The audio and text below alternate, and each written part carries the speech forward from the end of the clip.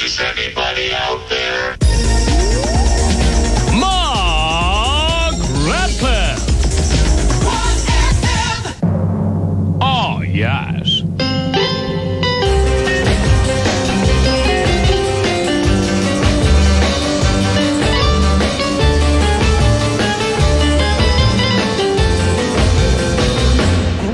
And going back to what we were saying a couple of weeks ago about the peculiarities of the rock bass player. Well, I mean, how long have you got? The Who is the band that proves the point better than any other, because every member of The Who had a fabulous showbiz gimmick. Daltrey's was wearing a fringy jacket and whizzing the mic round his head.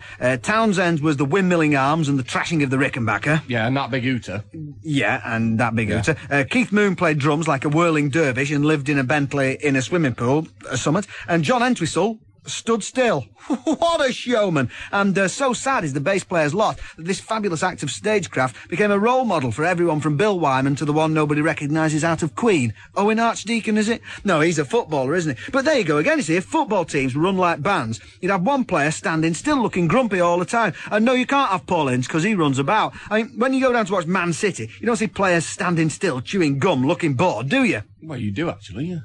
Yeah, you're right, lad. But, I mean, that just proves my point, that Michel Vonk was probably a bass player in a past life. Hang on, so was I. Case proved, Your Honour. Great new single from Phil Collins. You could be forgiven for thinking it's one of Buster's, couldn't you, when it starts? I mean, you really could. But anyway, thankfully, it soon recovers from that and turns into quite a good record. Anyway, good evening. Welcome from the Palace of Glitter and Delights, 1FM in Manchester. Tonight on the programme, Blink and You Miss It, The Lone Ranger. We've also got the climax of When Barry Met Larry, two fat get soul singers at home, and plus a musical treat involved in that as well. And after this next record, we shall meet the Puckster, Katie Puckrik. Hello. How are you? I'm pretty darned good. And before we go any further, can I just thank you for lending me that lubricant out of your, what do you call it? All of your lubricant needs are dealt with. Just come to me and I'll help you. Well, it's like lip balm, you see, isn't it? Lip balm. Oh, you were talking about the lip balm. Yeah, because, well, you see, I get chapped lips, you know, because it's an outward manifestation of my inward sensitivity and fragility. I thought it was just because you talk too much. Well, that too, but... all that gum flapping. You see, now, if I'd asked Lard, I said, Lard, lend me some of your lip balm, what would you have said? Sod off. Yeah, well, you haven't got any, have you? No, because I'm not a ponce. No, but so you would just have been gratuitously rude for no reason at all, wouldn't you? Well, not for no reason, with good reason, but I would have been rude. See, but like, I'll ask you, Katie, and you've got, like, you know, lip lubricant and... I would have had any manner of cosmetics if you wanted a little flush to your cheek, a little bit of color on your labia, the ones on your head. If you wanted a bit of powder, you know, I'd be able to help you. I'd be able to bail you out. Have you got any Clearasil for those spots on these... No. No. All right. I don't. All right. But, I mean, what I want to know is that the men are supposed to sort of be into all cosmetics these days, Are aren't they? Well, you certainly are. The way you were rifling around in my handbag. I know. That's what they call it anyway. Yeah, is it right? Purse. In America, you call it purse. I actually possess a bright, hot pink rucksack. Right. So that doesn't count as purse. It doesn't count as a purse. But I mean, like, you know, men are supposed to be into sort of moisturisers and all these things and everything. I mean, you're not, are you? No. Oh, yeah, exactly. But is that because, like, they usually just nick it off women, and women are forced to carry around all these things?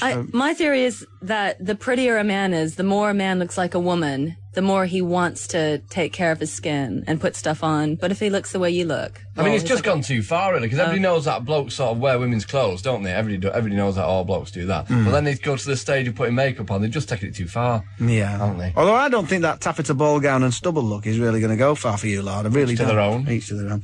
Anyway, Katie, now another thing we should just clear up. I've got a letter here from Robert Binns in Pontefract. He says, in fact, he's written in a very good poem about Barry White's dining table, which we were discussing last time. we were talking about that, weren't we? We were. And in fact, you know, you were the one with the inside knowledge of Barry White's toilet. I was. I mean, not literally like abseiling down, but I mean, so with his crack Kazi, and he's written that into his poem, so we'll have this a bit later on. Oh, good. And he also says, has Barry White ever covered I Am the Walrus? Which, funny you should mention that. Funny you should mention that. Also, as Robert goes on, have you noticed how Baz has a little goatee beard type thing, just so you can tell where his chin ends and his neck begins. No, Yeah. no offence, like. It's a fair point. But anyway, he also says, on the subject of Puckrik-inspired tittle-tattle, can you please ask Katie if she did backing vocals for Debbie Harry in July 91, because if not, she's got a double.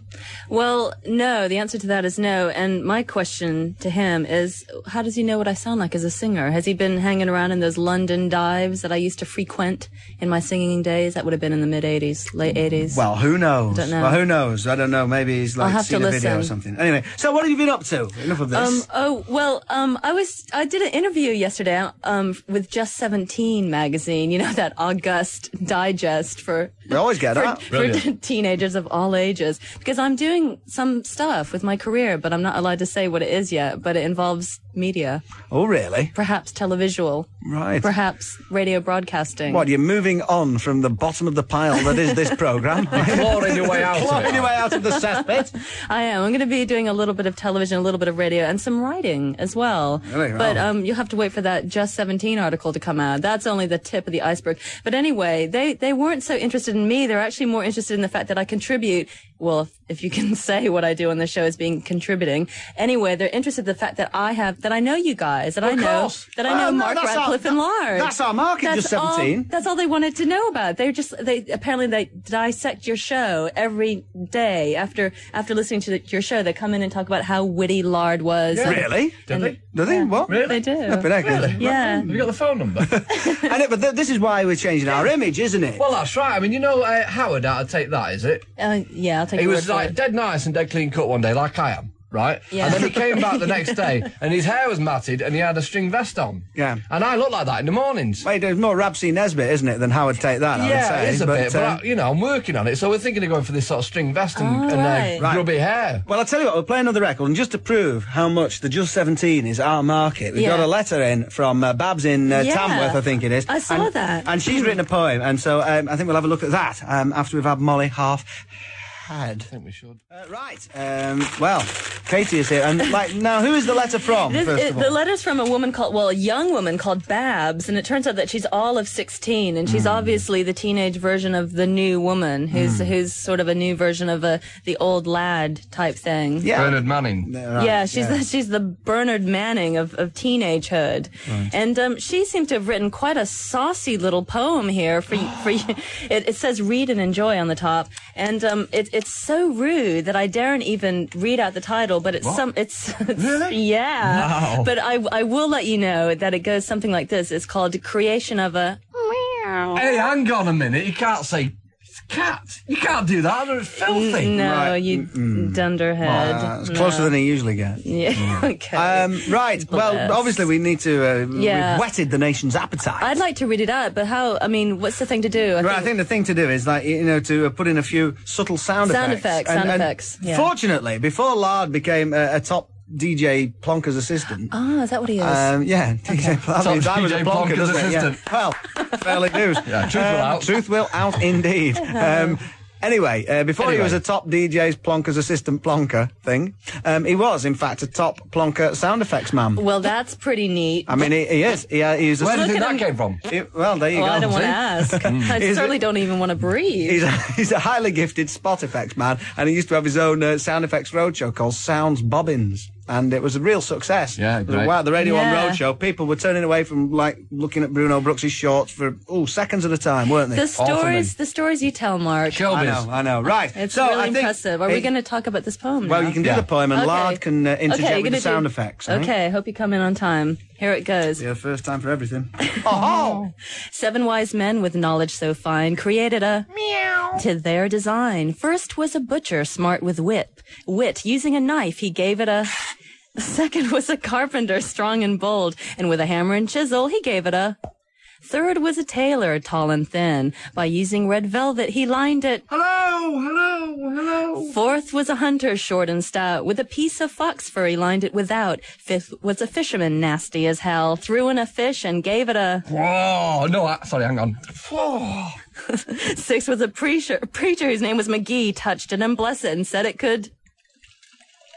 Last came a sailor, dirty little runt, and and called it a...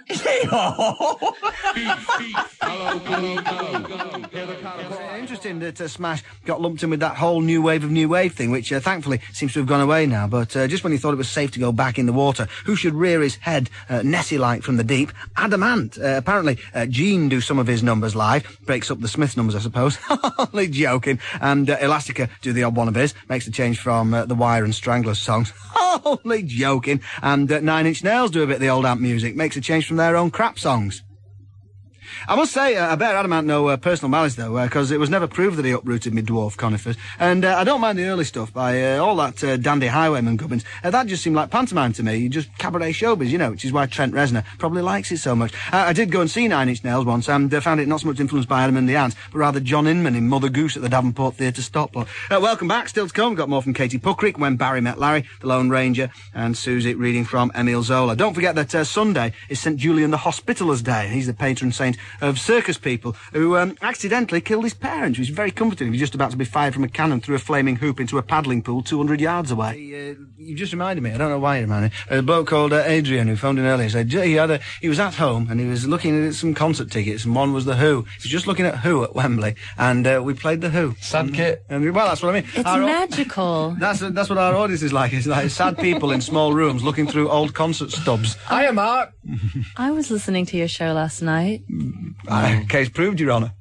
Right. Now, when you first came on this programme, you were going to be our showbiz reporter. Yeah. And you've done none of that, really, have you? I know. I think I've fallen behind in my duties, haven't I? But this week, you've got bonus points, haven't you? On I your, do. I Spy celebrity spot. I've been racking up those celebrities desperately. Were you just picking your nose there? No, just there's an itch there because I just caught some of that lubricant. There's a big bogey hanging out. No, you were like... when you just reenacted it, you wiped, but you were definitely picking earlier. I wasn't picking. Nice one, Katie. I was not picking. You can stay out of it, Lard. And where did you just get that salve that you're rubbing on your lips now? I've just got that stuck on the side of the gramophone. You stuck it on the side of your record player, didn't you? I do, yeah, I do. Beast, didn't he, Kate? You're so sleazy. Well, you know, I've got to keep this thing stored up. This grease is getting all on my hands now and you're everything. making me very intrigued in a way that I wasn't before. Yes, yeah, I'll bet. So, this week I was hobbing and nobbing with the stars, emphasis on the hob.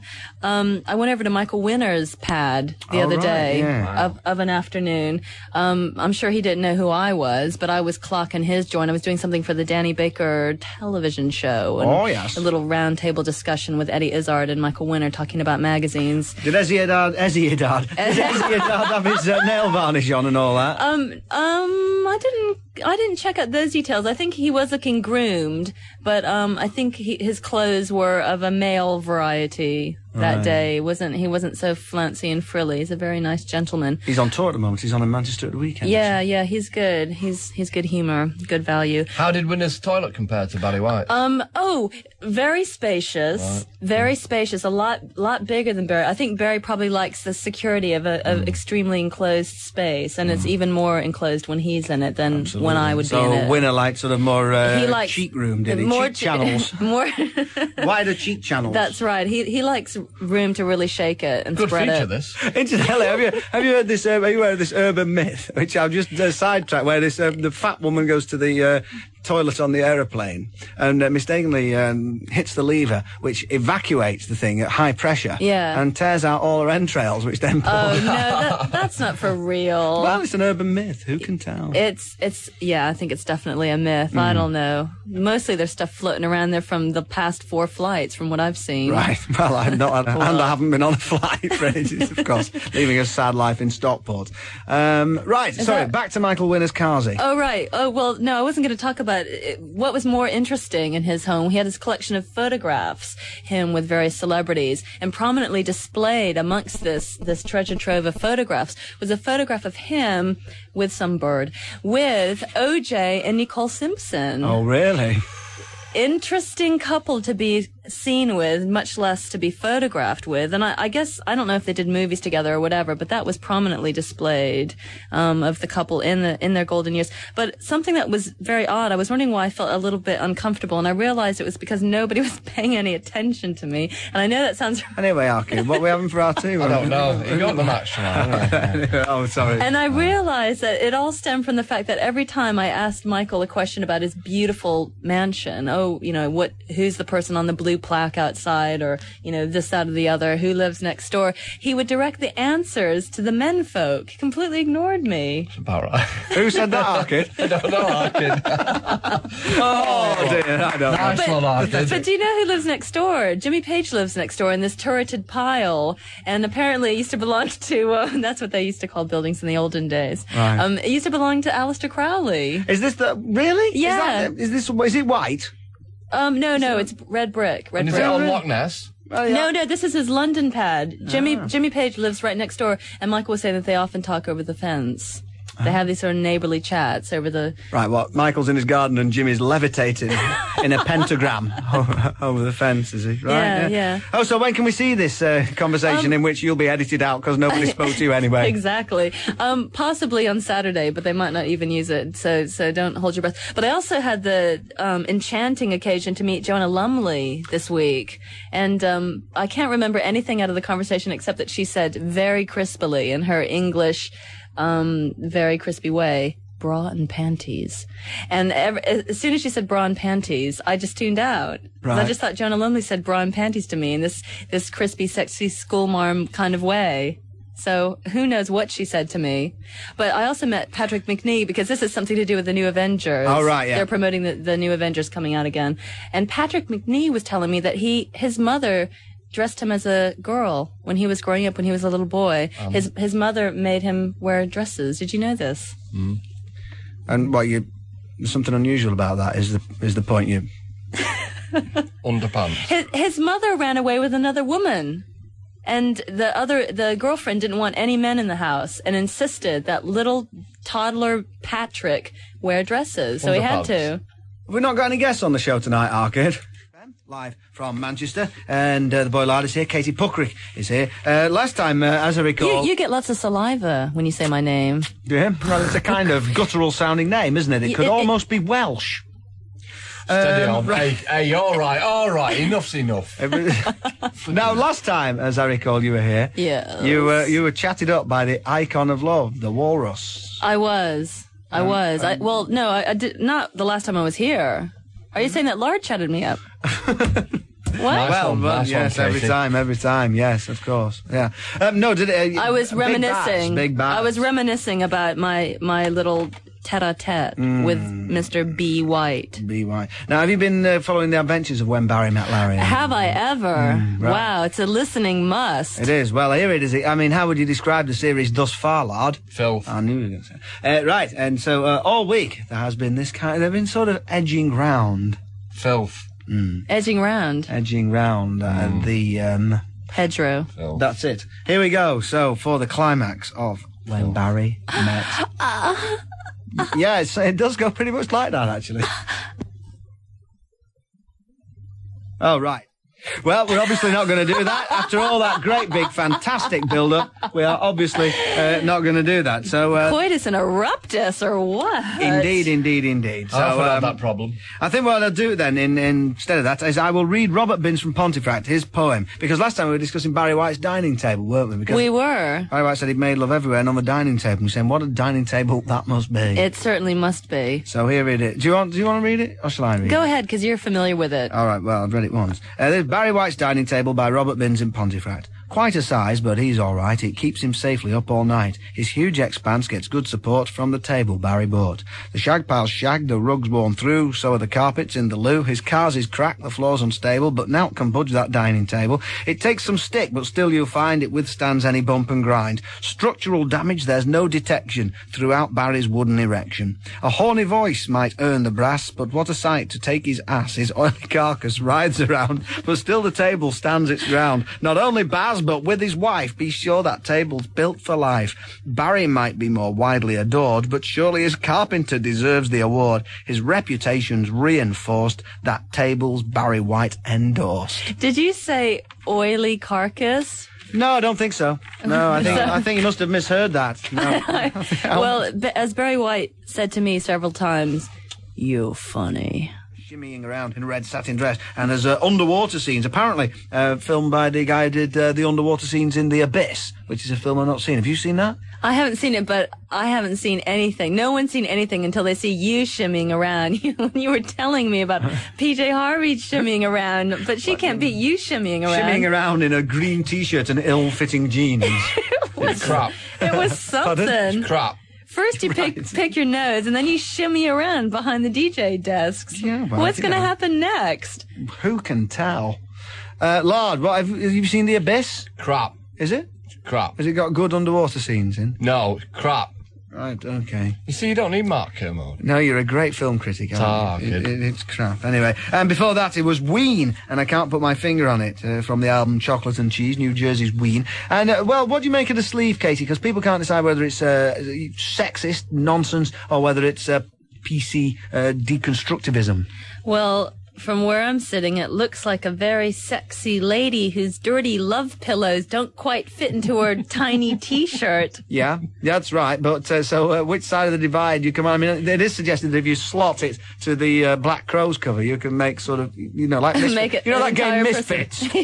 You can do that with it if you not that. So I believe. So I think she's probably a very nice person who loves children and wants to raise sheep when she grows older. Indeed. But is it exploitative or is it fine? She probably got paid a lot of money for doing it, so I think it's fine. Okay, right. It was like a political interview, wasn't it, really? I was just pinning you down. The Brian Walden interview. So, what do you reckon about them things then, anyway? Crap. Right, who needs Brian Walden? Right, okay then. Finally, we get there. Over to Shay, Baz and Laz. When Barry met Larry, the sexual conquests of two fat soul singers. Gonna slowly kiss you all over. Does that feel nice? Does that feel nice, baby? Just stay like that, lover. Don't say a word.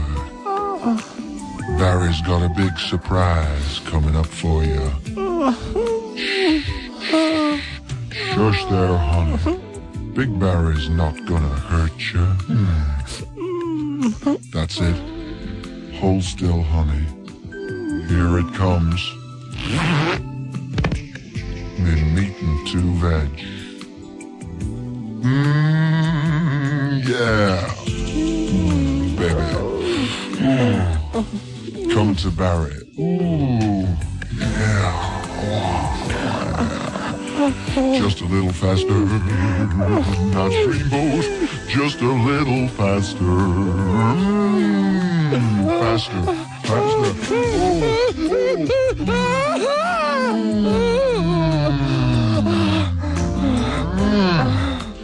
Yeah, and you would get me underway before the week was out. That was pretty damn close to sheer sexual heaven, baby. How was it for you?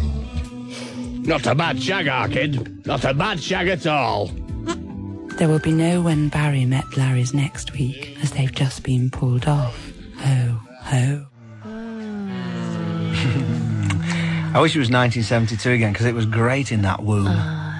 I was All the Young Dudes by Mock the Hoople from 72, written by David Bowie, of course, and apparently they didn't want that. They wanted he'd written that for T-Rex. Apparently. And T-Rex didn't want it. They wanted Driving Saturday, and he wouldn't let them have that. No, Mock the Hoople wanted Driving Saturday. Yeah. Oh, right. Is that not what I said? I thought you said T-Rex. It wasn't very clear. Well, I'm a DJ. What can I tell you? Well, part-time. Anyway, before that it was Oasis and Rock and Roll Star from their album Definitely Maybe. And before that it was When Barry Met Larry, the climax, although there is a little postscript to the Baz and Laz scenario to come up in the last half hour of the programme. Right. Well, does that sort of stir great memories for you, All the Young Dudes, Katie?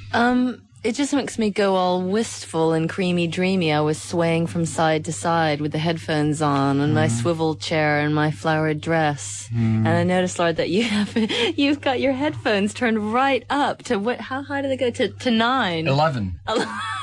His One louder. His go up to 11. And his flowered dress. Mine are on a real wimpy 4. Complete. Chick, I'm a complete chick, I'm afraid.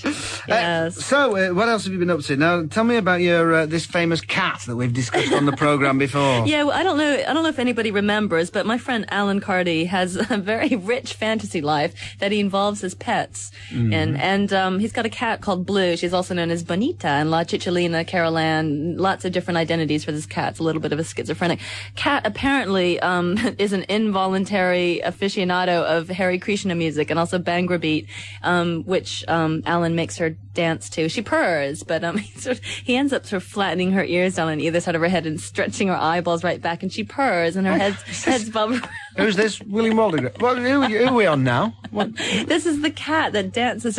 Anyway, I know that you were scoffing at this earlier, but I'll have you know that I am a talent spotter here, because this cat, Blue, is going to be hosting her own television show in the next few months. If he hasn't torn the eyelids off it first, yeah.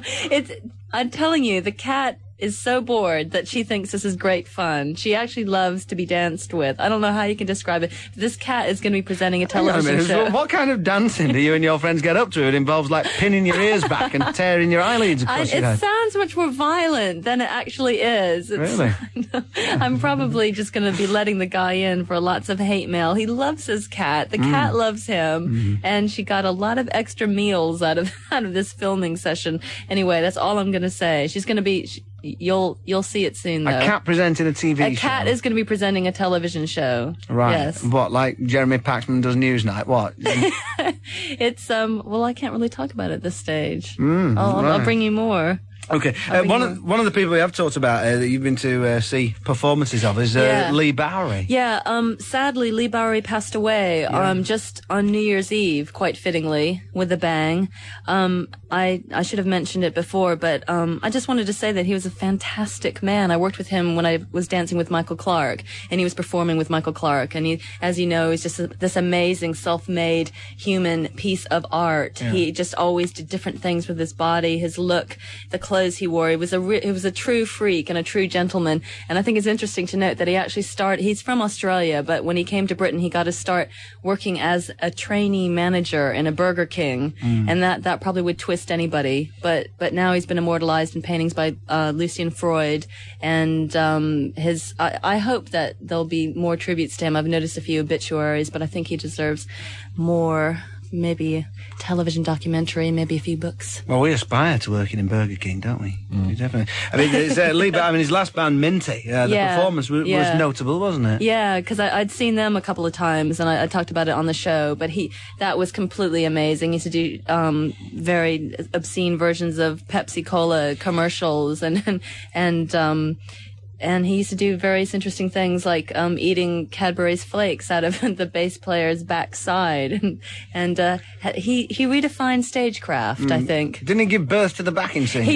That's right. He gave birth to the backing singer. He'd come on with this big trench coat, and it looked like he was just a very, very, very large man. He was, in fact, 6 feet tall and quite robust, but he looked bigger than ever. And he thought, Lee's put on a few pounds, and he'd start the number, and you'd see him straining and struggling, and then this bulge would start moving, and then out would plop this blue naked woman. She was painted completely blue, and she'd pop out from between his legs, and then she'd take up the other microphone and do the backing vocals. It was an amazing show. It's a good entrance, isn't it? It was a good entrance. I think he nicked that off Nana Muscuri and the Athenians, because I'm sure they did that on Sunday night. Demi Rousseff came out from under a dress, didn't he? Something came out from, should have done, surely. Right, okay then. Then we've got some little interesting snippets from the papers to discuss later, shall we? You want to discuss them later, do you? Yeah, I think so, yeah. Okay, stretch out all the good stuff. Oh, what? Yeah. Oh, what's that going on there? Is that your pen that's making that noise, or is it part of your body? I'm just doodling now. He's been doodling. Did you see when he was he put the little soda pop cap on the paper, and then he drew around it with his felt tip pen. Well, I've only just learned to do that. I'm working on my hand. That's like something you learn in arts and crafts. No, I know, yeah, it is. I've seen him do camp. it. You put your hand on a piece of paper and you go around it with a pen, but I always lose it somewhere. Aren't you clever, I thought I'd start with a bottle. Well, I did, but I get a minding grant off the local authority, you see, for having him with me. And then he made a smile. He made a face with the outside of the bottle cap, and then he made a smile with half of the cap. She's watching me though, isn't she? She's not I'm learning. Listen, this is a bad example because I'm doodling and you're watching me doodle while he's broadcasting to the nation. This is terrible. It really is. Especially some of the doodles you've done as well. Right, I think this is probably a bit visual, unless we're going to have the vision on music. Do. Anyway, we're not. We're going to have a postscript to Barry and Larry very shortly. We've also got the Lone Ranger and some punk tunes for you. Katie is silly. What else is on your mind apart from slacker country? I was hailing a cab the other day. I hailed the cab, got in, said where I wanted to go, and the cab driver said, "You've got somebody else's voice." Hey, weird. It's really weird. Was he on drugs? You didn't go in and say, Hey, will you take me down to the American Embassy, please, our kid? did you? Well, and I asked him I asked him to elaborate on that, and he said, "Well, you look like a mouse, but you sound like Sharon Stone." He was on drugs. I don't know what That's he was. not a bad child line for a London cab, is that? And I took exception to being called a mouse. I was telling Donna McPhail about this, and she said, "What, with that lipstick?" So, I don't know. I'm the mouse who wore lipstick. Well, there you go. Each to their own. When I came on the show tonight, I was feeling pretty sexy, and I was wondering why, because there's only you guys in the room. Well, And- obviously. And I was reading the newspaper when I was here, and they've just done some tests on coffee, and it turns out that drinking coffee, makes you feel sexy. Fancy a blue Yeah, go on. That, you know, you've been waiting 18 months for that catchphrase to be appropriate, and there it You was. beat me to it and all. Well, I know, you know. Well, the thing that's funny, I mean, I did just have a cup of coffee before I came in here, you know, to get all perked up and, you know, get the old tongue going. And it turns out that around 5 cups a day, taken every day, boosts mental processes and also increases people's desire for lovemaking. Really? So I've only had 1 cup, so I don't know if that just puts me at first base with you guys. But and isn't that funny though? Because everything that they've been saying is that's bad for you, like butter or sugar. Turns out that Well, butter's good for sex, isn't it? Well, Everybody no. knows that. Marlon Brando was particularly keen on that, if I remember rightly. Putting a knob, you know, in somewhere or other. Oh, holy moly. Yeah, well, it turns out that all the stuff that was bad for you is now really good for you. And all the stuff like margarine or artificial sweeteners or I don't know what all. Margarine, is that American for margarine? Margarine. Is that like... When you have a cocktail, you say, "Can you have a margarita, please?" You talk rubbish, don't they, these Yanks? Oh, yes. I'm just fodder for your fun, innit? Okay, right. So pints of best bitter, are they good for anything? Is that like Well, a they real didn't- health food that they'll be selling that at like all the health food stores? Holland and Barrett, well, full of bitter. They did used to say that what was it, Guinness was good for you, but Yeah. that's all. Iron. But not, Iron. but usually Yeah. not the 11th or 12th pint. But anyway, after I was reading that article, I noticed this other little item. It turns out that Luciano Pavarotti is coming out with his own eau de parfum. Oh, really? Yes. Right. So who knows what that's going to smell like? It's Any called- guesses? it's- Mozzarella? I don't know. You don't sweat much for the fat lad, it's called. It's a bit like what the papers say this bit, isn't it? It's very similar. I mean, But it's coming out in a barrel-shaped bottle. well, he's going to give birth to an orchestra, isn't he? Like in a Leigh Bowery style. It's going to come out from under that cummerbund. But that begs the question. I think that you guys should come out with some sort of joint scent. Yeah, indeed. What? Lard? Like a scented lard? Well, I like Pagan Man, but I'm sure there's space in the market for lard.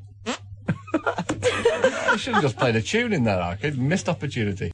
Right, okay, 1FM live from Manchester. Now, we've been referring to Robert Binns of Pontefract's letter about Barry White all night, and in fact, his postscript to this was, has Barry White ever covered I Am the Walrus? And the answer everyone thinks is... No. It is. But we have unearthed, have we not, Yes. a real archive classic. And this took some digging, didn't it? But it is, in fact, a little-known duet with Barry and Larry from Fat Larry's I Band. mean, this just goes to show that it's the documentary we've been running. It's not comedy item. No. It's true, and they are old mates, and they have worked together in the past. Yeah, And yeah. people think that we're just larking about, but it's true. It's They do. documentary footage, all that, when Barry met Larry. So here you go. For we can only air this once because it's been sitting in the archives. I don't think the tape will stand it actually because it got so fragile, didn't it? Yeah. Really, Bit delicate. bit delicate. Right. So here we are, Barry and Larry with I Am the Walrus.